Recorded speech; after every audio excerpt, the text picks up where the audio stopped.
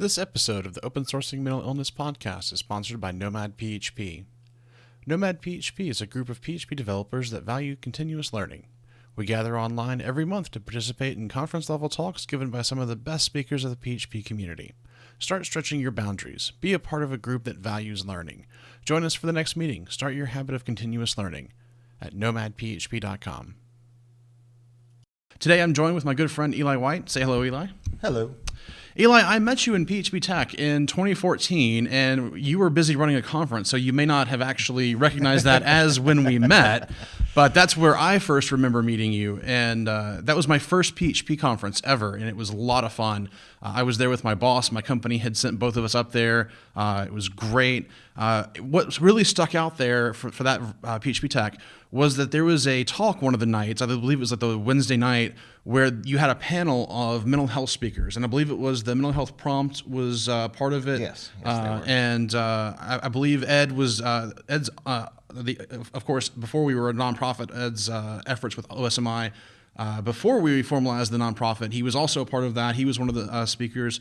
I distinctly remember Patty Ferran also being one of the speakers that night. But that talk that Ed did was just resonated so well with me that I ultimately led me to finally go get help with my own mental health issues and of anxiety and in struggling with that. What was the driving cause of that for PHP Architect or the tech conference to do that kind of panel? There was a bunch of things that went into it.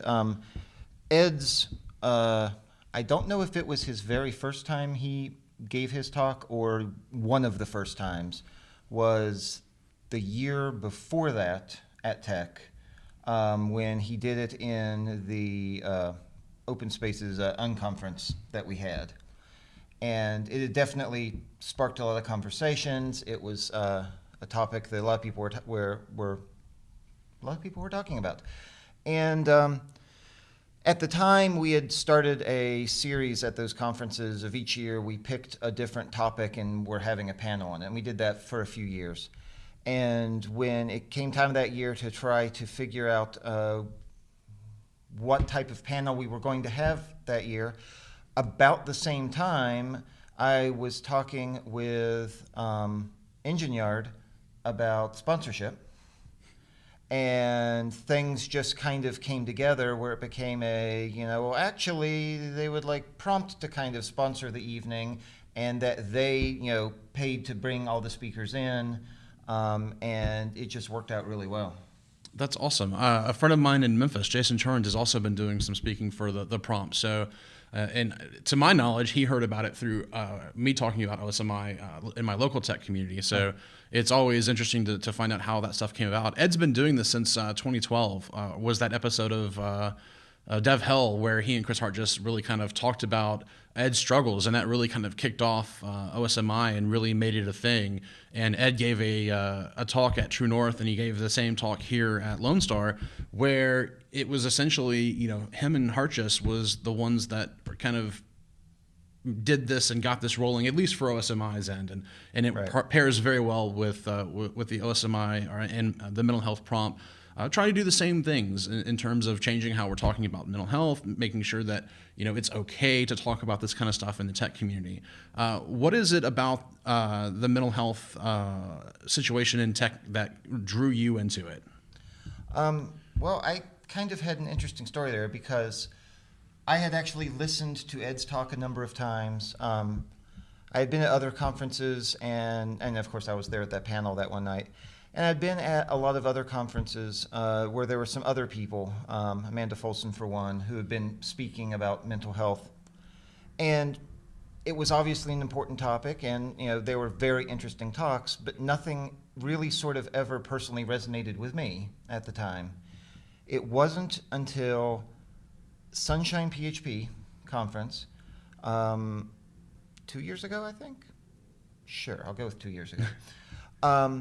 When things have been a little bit blurry, and we can get into that if we want to. But it was the closing keynote by Josh Holmes, who works for Microsoft. And I honestly don't remember exactly what the main topic of the closing keynote was, because he sort of Josh Holmes'd. and he rambled through a lot of things, but there was like 10 or 15-minute section in the middle of that where in the topics he came onto his ADHD that he had been dealing with, being diagnosed as an adult with it. And he was telling some, funny anecdotes about, how he was beforehand and, how sad it was that no one had noticed stuff. And, was getting lots of chuckles through the room of like some of the things like, yeah, and I even did this, and everyone's laughing. And I was the one not laughing. I was looking around going, wait a minute, everybody isn't like that, and everybody doesn't do that. And that was the point when it hit me that I'm like, oh. That was I had that same moment in Ed's talk and the panel. That's where it was like I was going down a checklist, and it was like, oh wow, I need to look into this. Right. Well, and that was the thing, is like all of Ed's talks and the other ones and in the panel, there was, and for good reason, because I won't necessarily say it's a more important, but sure, it's the more important, it's at least the bigger topic in anxiety and depression and those kind of things, given that those have a tendency to lead to very negative consequences if not taken care of. Whereas if you don't take care of ADHD, it leads to using cocaine and things like that, it turns out. Is that one of those self-medicated go-tos for ADHD? Or is it just out, a typical... let me finish the first part of the story. Sorry, and then I'll get to that, just because that was a fun joke when I was talking with my mental health professional. But no one, in none of the talks had there been anyone talking about ADHD, and until Josh. And like I said, it was that checkmark list of like everything he was saying. I'm like, that's me. Why is everyone else laughing? And he mentioned a book, Driven to Distraction, which, speaking of checklists, has this self test that you can do, where there's like 200 questions or something, and you check it all, and it gives you a score at the end. And like as I was in that keynote, I pulled up my phone, ordered a copy of it on Amazon, so that when I flew home, it would be waiting for me, and took the test and failed it horribly. Well, I laugh because I relate, not because I'm laughing because you failed the test. No. But yeah, so I ended up contacting a doctor. Actually, the interesting part of this, where everything sort of coalesced, was that we had just months before this had my son been diagnosed with ADHD. After we had been I think, at least for people of sort of our age, there's this, we all grew up with the concept of ADHD, every single kid's being diagnosed ADHD. It's way overdiagnosed. Don't dare think that your kid has it, because your kid's just hyper. They're not ADHD. Yeah. Right. And so, in general, I think ADHD went from being way overdiagnosed to now it's way underdiagnosed, because nobody wants to. And this thing, we were checking everything else we could, because he was struggling in school. He was having issues. We found a few other things, like he needed glasses, but there was still something else there. And we ended up going, we're like, maybe it's ADHD, and it was, and he had been doing better, and so now, here's 2 months later, and I'm sitting in this conference talk where he's talking about adult ADHD and how he had it, and I'm like, okay. So I ended up contacting my son was with a practice with a number of physicians in it. And we reached out, and of course, they don't want to have two mental health professionals see the same members of a family. Right. But she recommended me to someone else who was there, and I ended up, before going, I wrote an email. And for anyone who has ever gotten an Eli email, I've sometimes been well known. I type at about 240 words per minute. And with the ADHD, as I now know why, I have a tendency to ramble on. And so an Eli email is often multi-pages long if it were printed out. But I wrote here's all this stuff that I've experienced, and here's all these things I'm thinking about in my life that has happened, and that might lead to this diagnosis or not. And here's the book, and here was my test from the book, and this, and I wrote all of this out. And I sent it to her, and she had sent it on to the mental health professional I was going to go see. And when I walked into the room with him, he welcomed me and he sat down and he was like, so before we get started, we have an hour and we're going to take the full hour because we need to talk about stuff. However, first of all, you write amazing emails. Have you ever thought about writing? I'm like, actually, I've written a technical book. Okay, well, keep doing that because you're obviously good at that. And secondly, you have the strongest case of adult ADHD I have ever seen that has not been medicated yet. Wow. Just from that email. Just from the email. And he's like, we're going to sit and talk for a while, because I can't officially diagnose via an email. But that was where the cocaine joke came in, because he was like, congratulations for not using cocaine. Okay, I see. Because basically everybody else he had ever seen before with my level had hit that point of self-medication where the caffeine wasn't cutting it anymore, the other stimulants, and literally they had moved on to the harder stuff. So yeah, that was all fun. And then my life got kind of interesting since then because too many coincidences kept crashing together.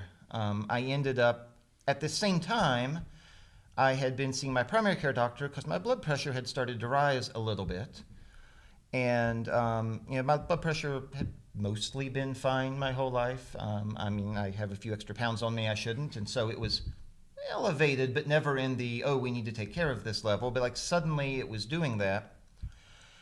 And of course, the main medication that you would take for ADHD are stimulants, which they're known to raise the blood pressure. Right. And so the doctor was having me watch what I was eating and drop salt, and things were kind of okay, but we were keeping an eye on it. While at the same time, I had now got diagnosed with ADHD, and I had been talking with that doctor, and he was like, well, I'm worried. I don't want to give you something really strong, so I'm going to prescribe you the gentlest form of the stimulant class stuff and the lowest dose, and I'll call your other doctor and we'll talk about it, and you just monitor your blood pressure the whole time that you're on it. I'm like, okay, we'll try that. So I got the prescription, had to go through the crazy insurance because it's now a controlled substance and all that. Right. And got it. And first morning I went to take it, and about 30 minutes to an hour later, suddenly the veil lifted, and the next 2 hours of my life were the best 2 hours of my life ever, because I actually understood what concentrating was and having focus was. I had no idea before that. I thought I knew what focusing was, but that 2 hour period was just amazing. I can't really describe it because to everyone else it's normal. Right. that normalness was amazing. I have terrible anxiety issues, and when I finally sought help from my general practitioner and got some medication to help with that, I gained this big self-awareness of what wouldn't have previously triggered me, like a panic attack, a full-blown, I'm just going to go sit in a corner and hide. And being self-conscious and being self-aware of that and going, I'm totally fine in this very awkward situation that would have had me running and screaming before. So that's how I feel, and I can relate to how you're feeling like that. It's that self-awareness of, that's not a problem for me this time or right now. Well, and that was the thing. The big thing was, I was sitting there working in the office, and I was in the middle of an email, and Heather, who works and sits next to me, asked me a question. And I looked over to her, answered the question, and went back to working on the email without a hitch. And then a Twitter ping came in, and I was able to look over, do that. Somebody needs some help in Slack, back to the email. I was still on it. And again, to some people listening to this, maybe okay, what's weird about that? That was not me before. It was if somebody distracted me, it was ask me a question, I would answer that question. I would then probably end up losing the next half hour of my time as I somehow kind of ended up on Facebook and then here and then there, and then I had to go check this other email. Right. While you weren't busy doing something. Well, as soon as I was distracted off onto something, I was distracted onto many things. And then when I would get back to the email, I'd be like, oh, hey, yeah, I need to do this. I'd get 2 more sentences into it and then get distracted again. I literally at the end of the day, I still am sort of voracious with opening way too many tabs and windows when I'm working. But at the end of the day back then, I would quite often be like, okay, it's 5 o'clock, I'm shutting down. And as I started closing windows, I would find 5 or 6 half-finished emails that I had totally forgotten that I had even started writing them.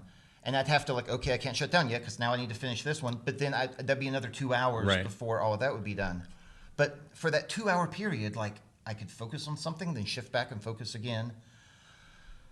Unfortunately, that ended rather abruptly because after the end of the 2 hours, I was sitting there working on the screen and suddenly everything went red in my vision.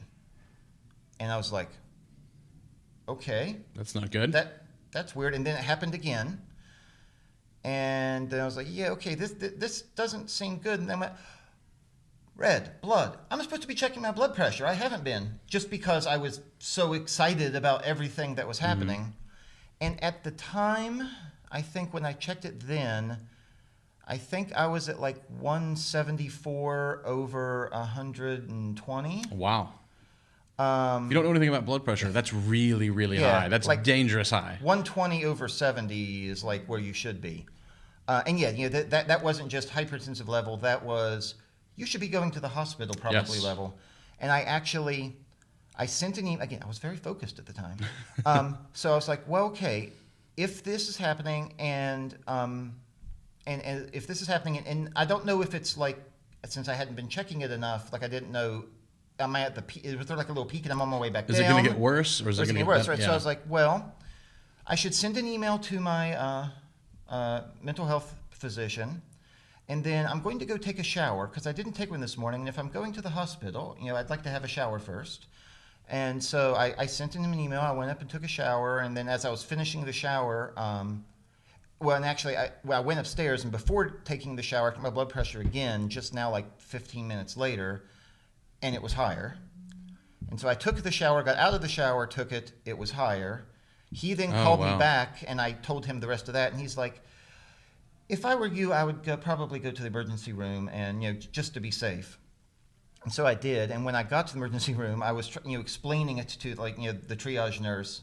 I'm like, yeah, my mental health professional sent me here because my blood pressure's a bit high, and he's worried, and she just gave me this weird look, and I'm like, last I checked it was like at 180 over, like 140 or something like that, and she was like, oh, okay. Yeah, right. but still, she was like, you could tell there was okay, whatever machine you're using at home is wrong. But they took me back immediately into the triage to do stuff, and they hooked me up on their machine, and the readout was behind me, and all the nurses, like 3 nurses, were standing in front of me, and I heard the machine behind me beep, and I saw the look on all their faces as they were like, it's never reassuring. Yeah, because I was at 200 over 166. Whoa. At that point. Wow. So I spent the night in the hospital. Yeah, scary. Yeah, I felt good the whole time, though. And that was the thing. Like, I actually didn't. I mean, once it got up to that level, I was kind of not feeling good, and I could feel pressure inside of me. Like, I could physically feel that the blood pressure was that way. But essentially, fast forward over the next 6-month period of trying to figure out what was going on, it turns out that my body kind of decided to say no to stimulants right about that point in time. To where I can't even have a cup of coffee anymore. Wow. Or my blood pressure spikes. Yeah. Because given that I had been undiagnosed since birth, because I can think back to things that were happening when I was in 3rd grade, actually like 2nd grade, where I obviously had, in retrospect, why did no one notice it? I obviously had horrible ADHD. So I had been self-medicating with ridiculous amounts of caffeine for a very long time. So a lifetime of that, or yeah, a extended period of self-medicating with the caffeine just caused these issues, is what they think. Yeah, I mean, basically my body is just, because when I was telling the doctor, well, how much caffeine do you have? And then her eyes got wide as I was trying to describe well, each day there's at least, 3 pots of coffee, and I really like this Death Wish coffee that they've added extra caffeine to. And then I usually have like a case of Coke Zero, and And that's a normal day. There's other days where, when you're going to Starbucks and ordering the venti cappuccino, 5 extra shots, Right. and then getting a refill an hour later on it. So yeah, it's just that it happened to be as the wonderful timing of everything together. At the time, I was finally finding out that I had ADHD and was going to get medicated for it. Was the same time that 42 years of my life of having used way too much caffeine to self-medicate, my body went, ugh, Yeah. at the exact same time. And the medicine, whether the medicine ended up sort of sending it over the edge, or whether I was already, with my blood pressure going up, it was already that my body was saying no to the stimulants. But it kind of was a very bad timing coincidence. So how has that impacted the treatment for the ADHD? I mean, have you been able to get that kind of clarity and focus back despite having the fact that you can't take stimulants? No. I'm taking some stuff that's helping, and we are still now, this, like I said, I think that was, at this point, like I said, two sunshines ago, so that's about a year and a half ago from now. We're still trying, like we just a week ago made another change to what I'm taking because there aren't that many options that aren't stimulants. The main one is a drug called Strattera. It's a non-stimulant drug for ADHD. I am on the max dose of it that they can legally prescribe. It helps, but it's still not to that original clarity level. I've also, we went through a number of other drugs that they had me try. None of them really worked. I was actually put on one of the medications. It's a stimulant, but a different type. It's one of the ones they give people who have narcolepsy. And while it is a stimulant, I am not a medical professional. There's something about the way it works versus caffeine, Adderall, Ritalin are actually all in the same family of stimulants. Okay. As is cocaine at the other end. Like, they all affect you the same way, but in varying levels. Whereas this drug, I think it was Provigil, is different. I could take it fine. My blood pressure went up a little on it, but stabilized up. However, all it did was make me jittery and didn't help that at all.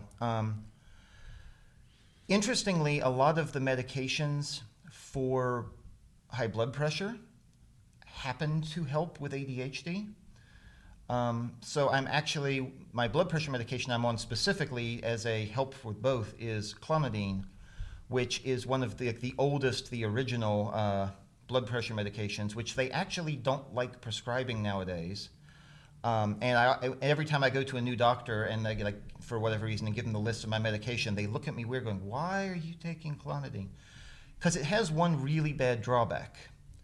If you end up not forgetting to take it, your blood pressure will super highly spike. Oh, wow. And you'll end up back in the hospital. So I have to take my dose every night and make sure that I don't forget that. So that helps some.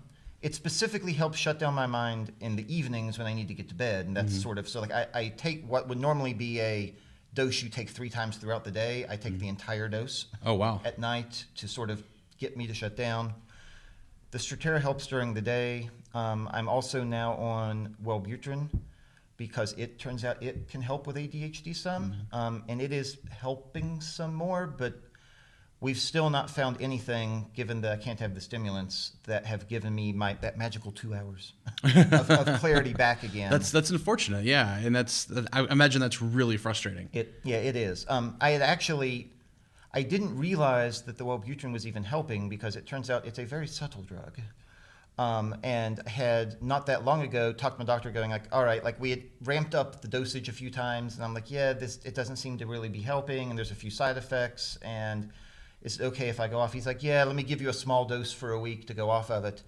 By the end of that, I immediately called him back and said, can I go back on, please? Oh, so it was noticeable once you went Yes, when I went off, off of that, it turns out it was helping a fair bit, but it was such like the Strattera, as we went up each level, there was almost instant extra level of clarity. The Wellbutrin was just this gentle curve.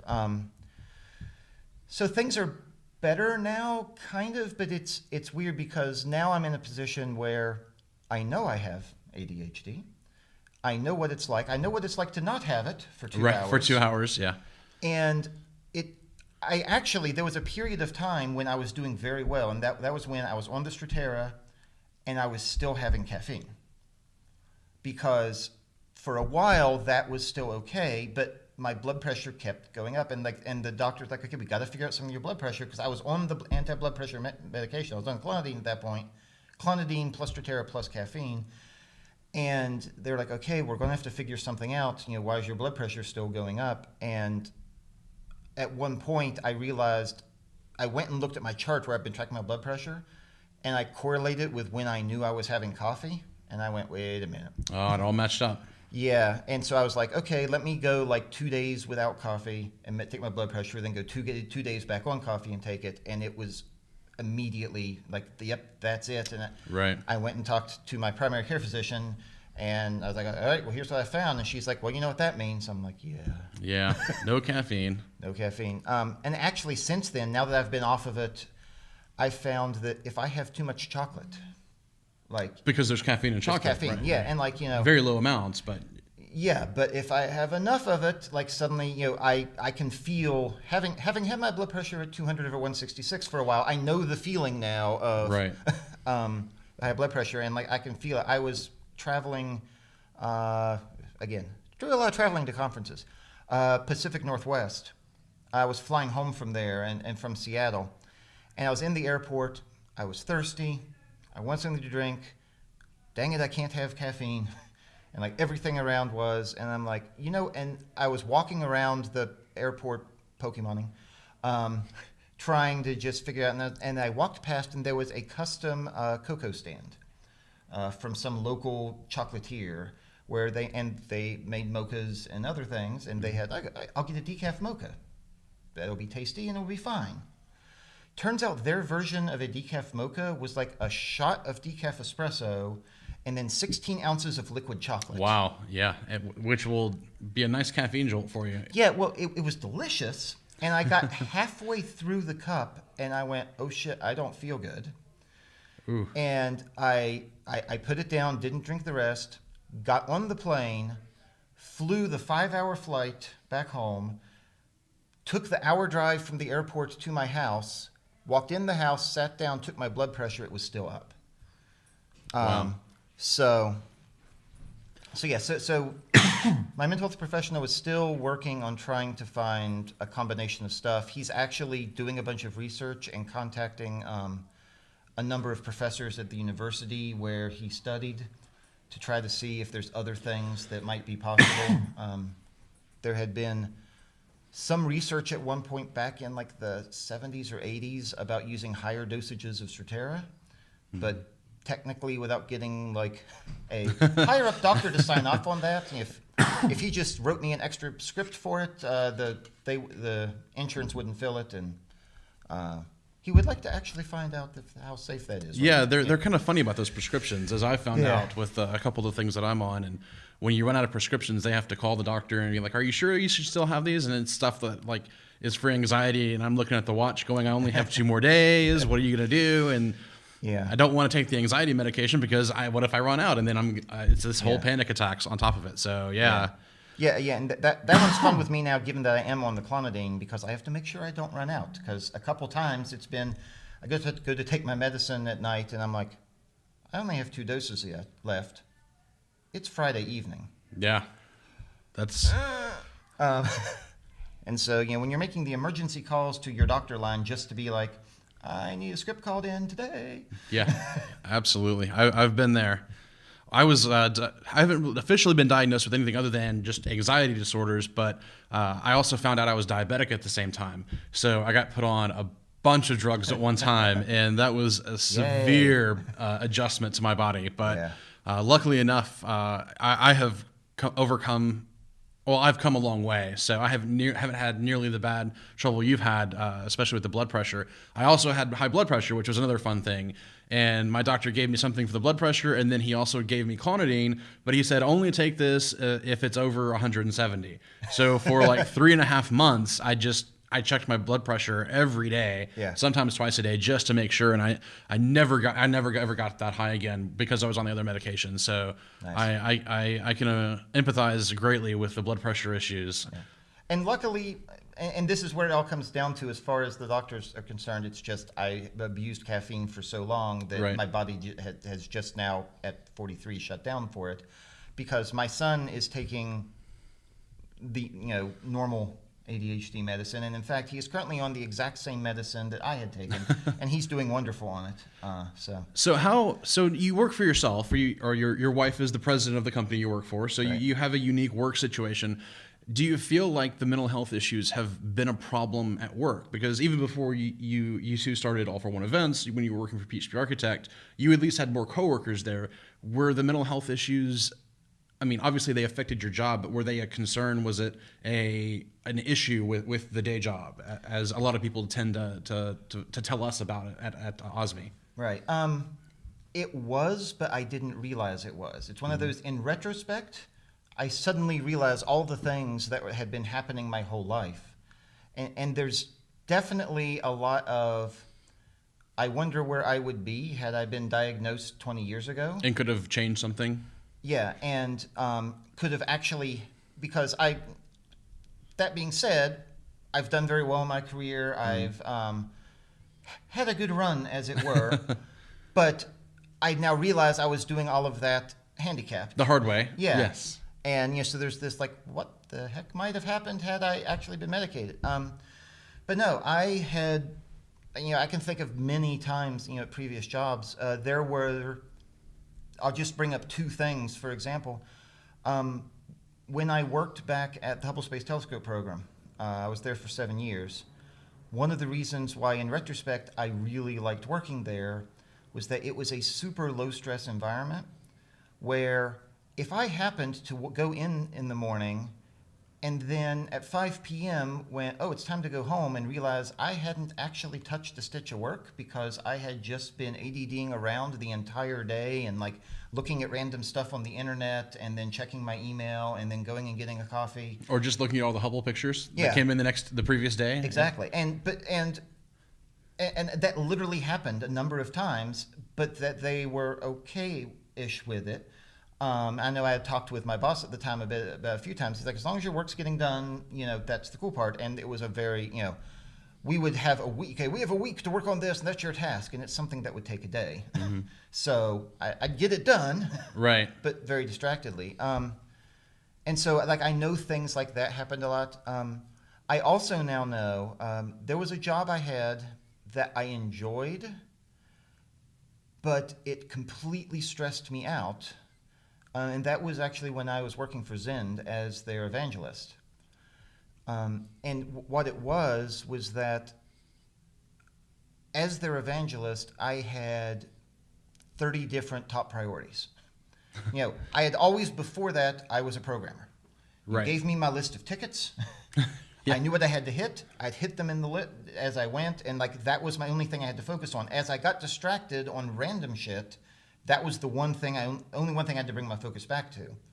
When I was an evangelist, I was helping run their conference, plan their conference. I had a blog that I had to get articles, I had to commission articles for, I had to get people paid.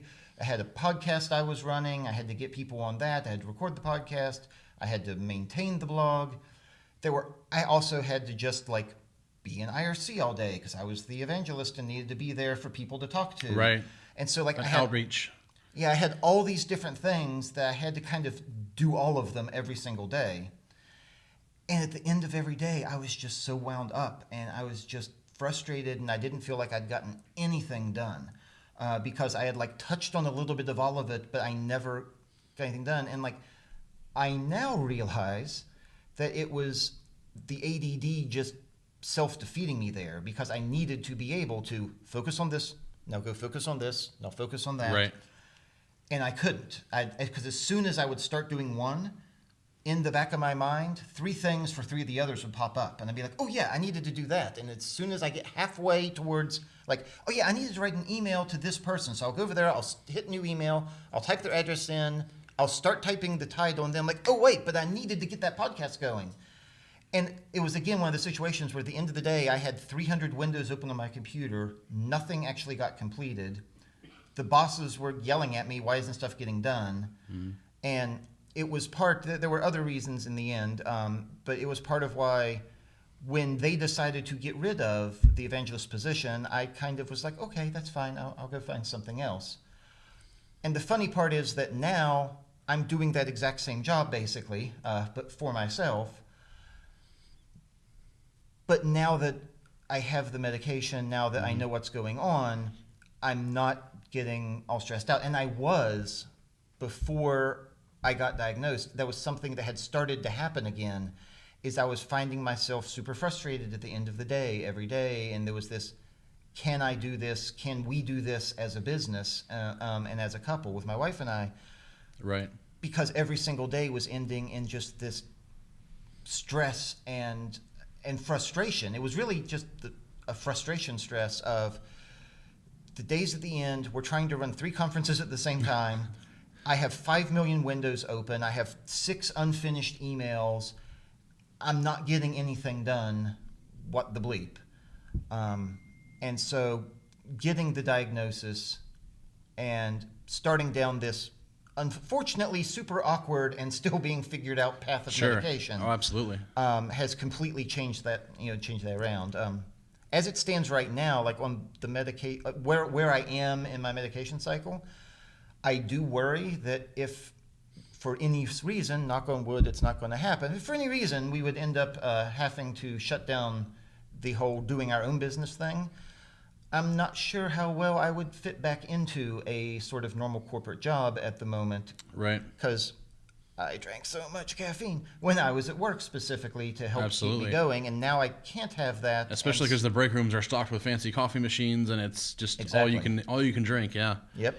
So, what advice would you have for anybody that is sitting here listening to us talk, and like what we were talking about, where you resonated really well with Josh Holmes, I resonated really well with Ed's talk at Tech. What advice would you have for somebody who's sitting here just checking off that checklist, listening to us? I mean, specifically, if you're checking off that checklist in terms of the ADD, if you do things like I did in college, where I would drink every night an entire 2-liter of Mountain Dew right before going to bed because it made me sleep better.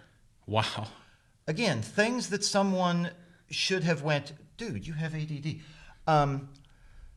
But if any of those check marks are starting to go off, I do highly recommend you go on Amazon and get a copy of the book Driven to Distraction. It is just an amazing book because not only does it have the section in there of the self-assessment test, it just has tons of information. It's really a great resource. My mental health professional didn't know about it and now owns a copy. Excellent. And so I would really recommend that as a great first step to do that. And at the same time, if you have someone in your life who, whether you think they have ADHD or you know they do, getting that book is also great because about half of the book is do you have it? The other half is how do you help someone who does have it, and how do you learn to live with them and help things go. And so it's a really useful resource. That's awesome. Great. Well, thanks for taking the time to talk to us today. We appreciate it. And thanks for listening.